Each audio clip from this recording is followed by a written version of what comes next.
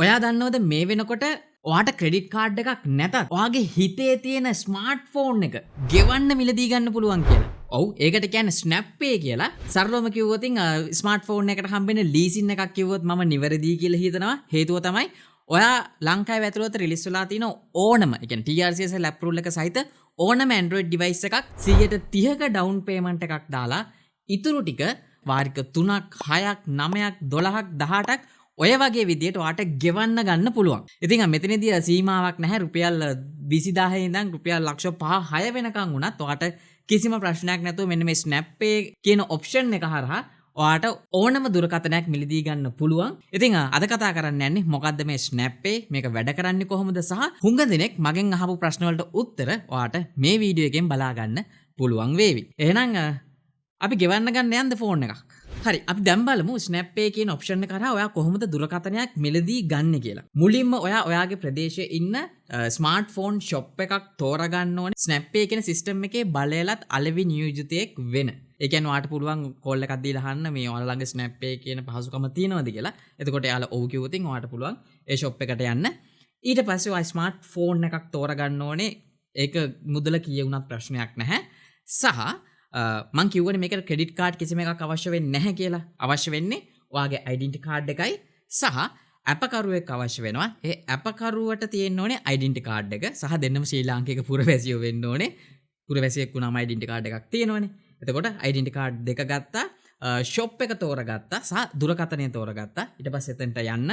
එතනට ගියාට පස්සේ එයාලා ඩෙන්ටිටි කාඩ් එක ඔයාගෙන් ඉල්ලගනි. ඊට පස්සේ දෙනවා ෆෝම් එකක් ෆිල් කරගන්න. සාමාන්‍යයෙන් ෆිල් කරාට පස්සේ මෙයාලා ඔයාගේ ග්‍රිප් එක චෙක් කරනවා. ඉතින් ග්‍රිප් එකේ කිසිම ඉෂුව එකක් නැත්නම් ආසන්න වශයෙන් පැය 3කට වඩා අඩු කාලෙකදී කන්ෆර්මේෂන් එකක් එනවා සහ මේ කාලෙදී ඔයාට දුරකථනය අරගෙන ගෙදර යන්න පුළුවන්. ප්‍රධාන වශයෙන් ෂොප් එකක් තෝරගන්න ඕනේ, දුරකථනයක් තෝරගන්න ඕනේ, අපකරුවෙක් එක්කන් යන්න ඕනේ. ඔයාගේ විශේෂයෙන්ම මිලදී ගන්න ඔයා නම් ඔයාගේ ක්‍රිප් එකේ කිසිම ඉෂුව එකක් තියෙන්න බෑ.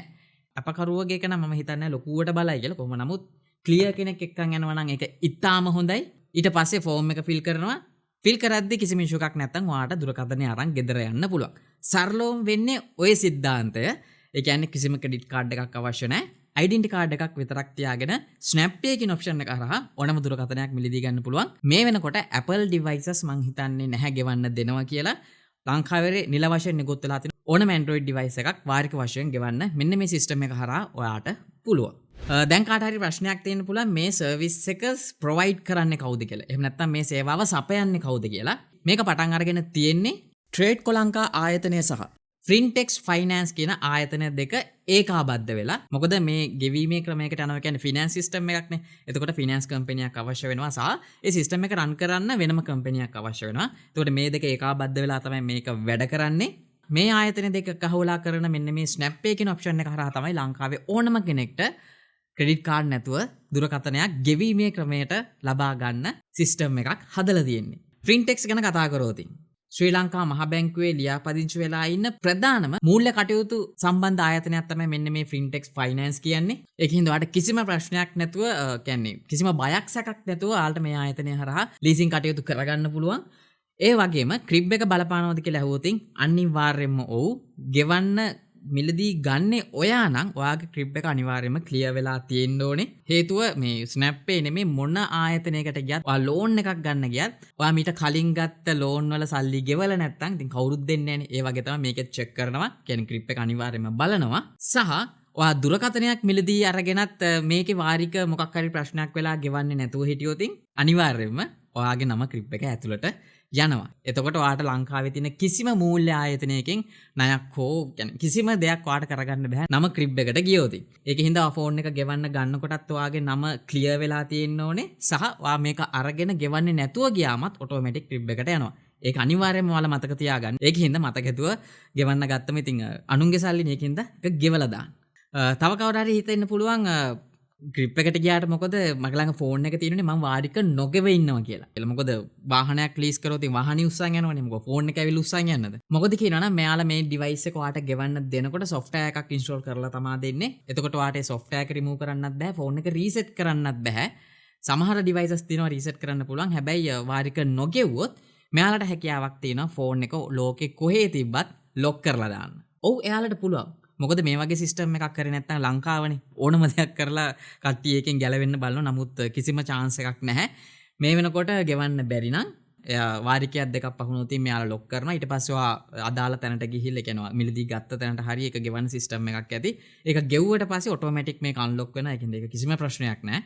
තව කෙනෙක්ට හිතෙන්න පුළුවන් ඉතින් මේකට software එකක් දාලා ෆෝන් එකේ access ගන්නවා නම් අපේ privacy data ඔක්කොම මෙයාලගේ අතට යන්න පුළුවන් නේද කියන එක. මම කරලා තියෙන රිසර්ච් එක අනුව නම් මෙයාලා ඉන්ස්ටෝල් කරන software එක ඇත්තටම ඔයාලගේ ෆෝන් එක බ්ලොක් කරන්න විතරයිලු මෙයාලා පාවිච්චි කරන්නේ. ඒකට 100%ක්ම Trade කොලංකා ආයතනය සහ Printex ආයතනය වග කියනවා කියලා සඳහන් කරලා තියෙනවා. ඒකින්ද ඔයාට ඒ ගැන කිසිම ප්‍රශ්නයක් වෙන්නේ නැහැ. කොහොම නමුත් අපි මෙච්චර privacy ගැන හිතනවා නම් එහෙනම් අපි Facebook log වෙන්නවත් බෑනේ. මොකද අපි කතා කරන දේවල් පවා ඊළඟට බලද්දී ඇඩ් එකක් විදියට පෙන්නනවා. ඉතින් ඒක ගැන අපි අමතක කරලා දාමු. කොහොම නමුත් මෙයාලා සඳහන් කරනවා කිසිම විදියකින් අපේ data වලට access කරන්නේ නැහැ. මේක පාවිච්චි කරන්නේ ෆෝන් එකේ වාරිකේ ගෙව්වේ නැත්තම් මේක lock කරන්න විතරයි කියලා. ඇත්තටම අපිට ෆෝන් එකක් ගන්න අවශ්‍ය හින්දානේ මේ වගේ වාරික වශයෙන් ගෙවන්න හරි මිලදී ගන්න. එතකොට මේ වගේ දෙයකට කොහොමත් ඔයාට ඇග්‍රි වෙන්න සිද්ධ වෙනවා සහ වාරික ගෙවල ඉවරනට පස්සේ ඔටෝමැටික්ම software එක remove වෙනවා වගේම එහෙම උනේ නැත්තම් ඔයාලට පුළුවන් කිසි ප්‍රශ්නයක් නැතුව ගත්ත shop එකට ගිහිල්ලා software එක remove කරලා ෆෝන් එක රීසෙට් හරි කරගන්න. මෙන්න මේ වගේ ලීසින් ක්‍රමයට ෆෝන් එකක් ගෙවන්න ගන්න එක ලෝකෙට අලුත් දෙයක්ද කියලා ඇහුවොතින් ඇත්තටම නැහැ. ලෝකෙ ගොඩක් රටවල මේ සිස්ටම් එකට තමයි ෆෝන්ස් ලබා දෙන්නේ.